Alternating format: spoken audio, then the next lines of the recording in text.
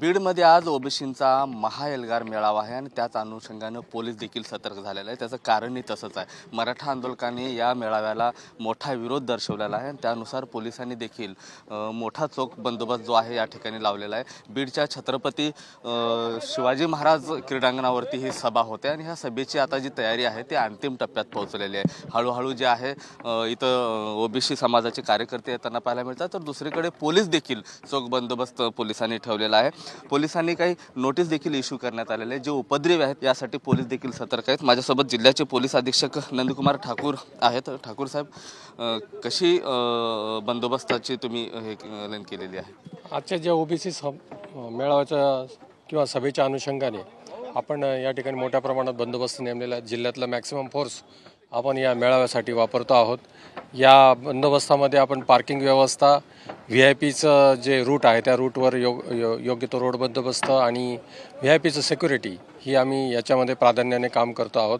त्याशिवाय उपस्थित जो जनसमुदाय आहे जो वेगवेगळ्या भागातून मोठ्या प्रमाणात येणार आहे तर त्यांची देखील पार्किंगची व्यवस्था ही योग्य पद्धतीने व्हावी आणि शहरामध्ये ट्रॅफिक कंजेशन होऊ नये यासाठी योग्य ते नियोजन आम्ही केलेलं आहे। समन्वयकांचं याच्यामध्ये जे ओबीसी समाजाचे समन्वयक आहे त्यांच्याही आम्ही संपर्कात राहून याचं नियोजन आम्ही पूर्ण केलेलं आहे।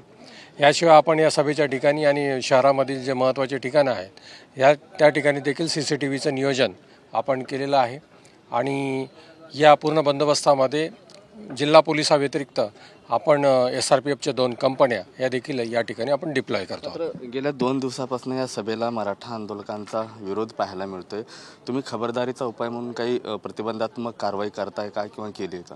हा, याच्यामध्ये जे बीड जिल्ह्याचं जे वातावरण बघता किंवा मागच्या जाळपोळीच्या घटना घडलेल्या आहे त्या अनुषंगाने आम्ही याच्यामध्ये जास्त सतर्कपणे आम्ही बघतो आहोत। या आधी देखील मराठा समाजाची मोठी सभा या ठिकाणी झाली होती, त्या ठिकाणी देखील आपण मोठा बंदोबस्त ठेवला होता। त्याच पद्धतीचा या बंदोबस्ताचं नियोजन या ठिकाणी आपण केलेलं आहे।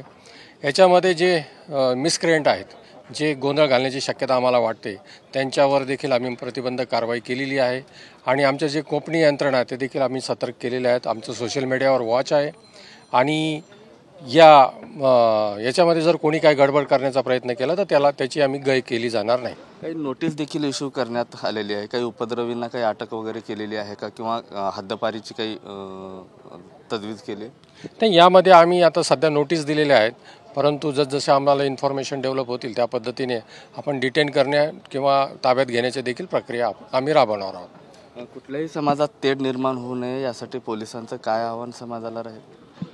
तेढ निर्माण होऊ नये यासाठी सोशल मीडियामध्ये ज्या पोस्ट व्हायरल होतात त्याच्यावर विश्वास ठेवू नये। ज्या आपल्या मागण्या आहेत त्या रास्त माध्यमाने योग्य त्या मार्गाने लोकशाहीच्या मार्गाने मांडाव्यात। कायद्याचा भंग कुठं होणार नाही याची काळजी घ्यावी। जर कायद्याचा भंग होत असेल तर मात्र आम्ही पोलिसांची जी ॲक्शन आहे ती पूर्णपणे होणार आहे। साधारणतः किती आकडा आहे पोलीस बंदोबस्ताचा तुमच्यासकट? या पूर्ण बंदोबस्तामध्ये आम्ही 40 अधिकारी आणि 800 कर्मचारी या ठिकाणी नेमलेले आहेत।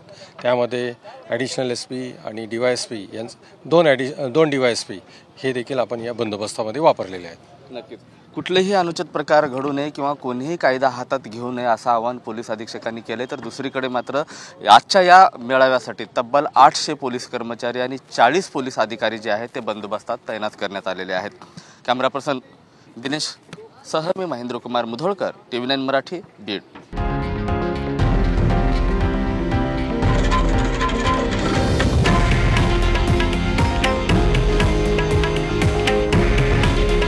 हे आहे देशातील नंबर 1 न्यूज नेटवर्क आणि आपण पाहत आहात TV9 मराठी।